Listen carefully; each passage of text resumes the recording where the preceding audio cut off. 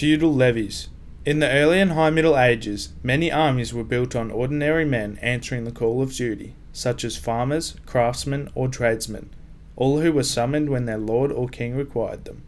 In Anglo-Saxon England, for example, these men formed the feud, an army that was mobilised from freemen or paid men to defend their estate or join a royal expedition. Similar levies appeared in muster rolls and town records throughout the 11th to 13th centuries.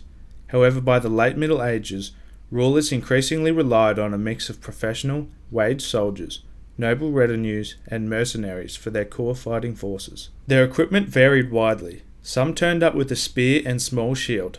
Others came with nothing more than a wood-cutting axe and thick clothing. A few wealthier villagers might own a helmet or mail shirt, but most fought lightly. Despite that, levies often made up the bulk of an army. At the Battle of Hastings, the English shield wall was overwhelmingly French infantry.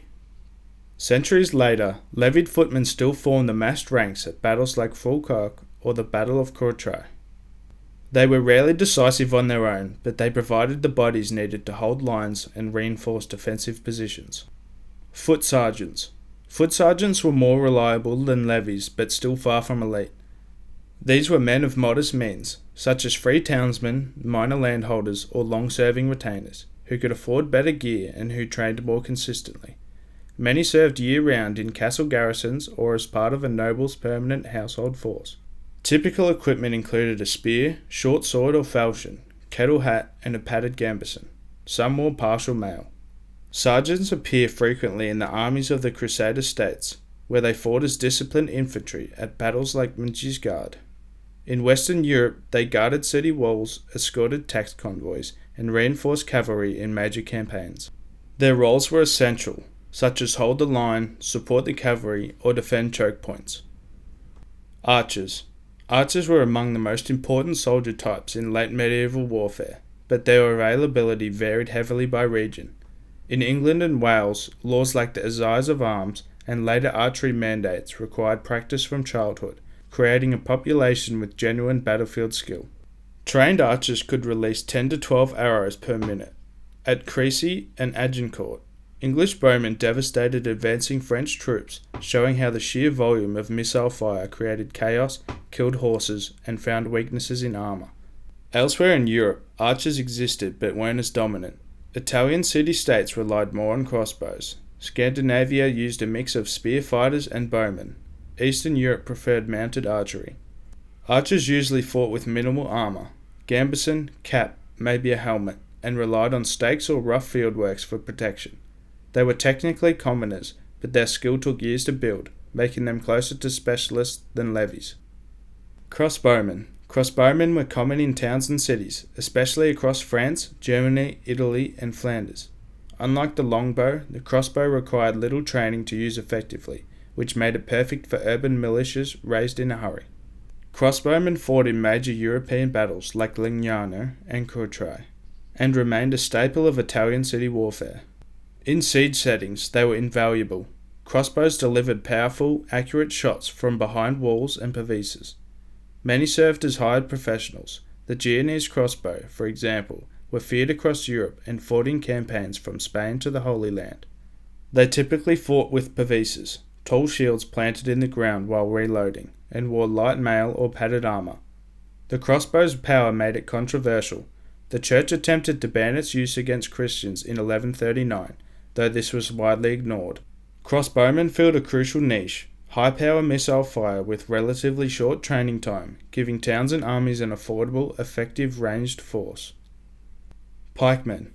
Pikemen became common from the 14th century onward, especially in the alpine regions of Switzerland and Austria. Unlike earlier spear levies, pike formations demanded discipline and drilled coordination. Swiss pikemen gained fame from their rigid, fast-moving blocks that shattered cavalry at Morgarten and Leupen. Their success reshaped European warfare, so much so that France, Burgundy, and the Holy Roman Empire all adopted similar units. Pike could reach length of 12 to 18 feet, allowing rows of men to project a mass of spear points forward. Armour varied, but many wore simple helmets and gambesons. Elites within the formation carried halberds and heavy armour. They were decisive in both offensive charges and defensive stands.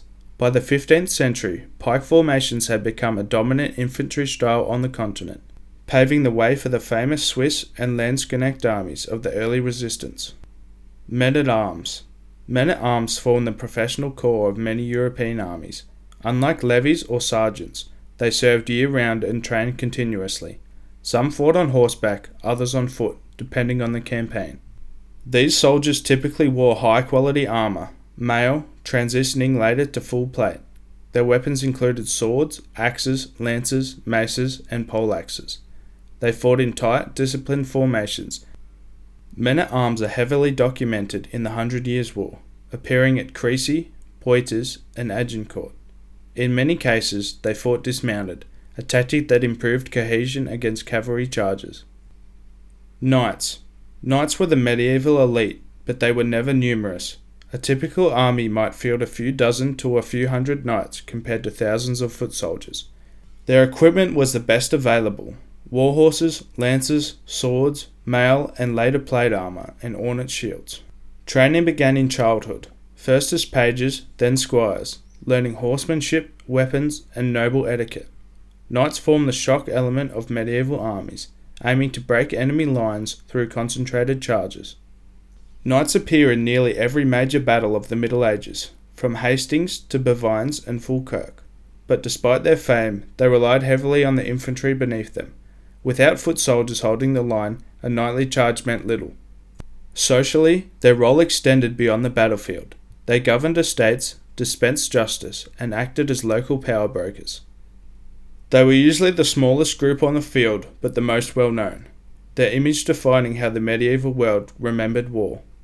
Thanks for listening to this video. If you enjoyed it, feel free to stick around as I try and post a new one each week.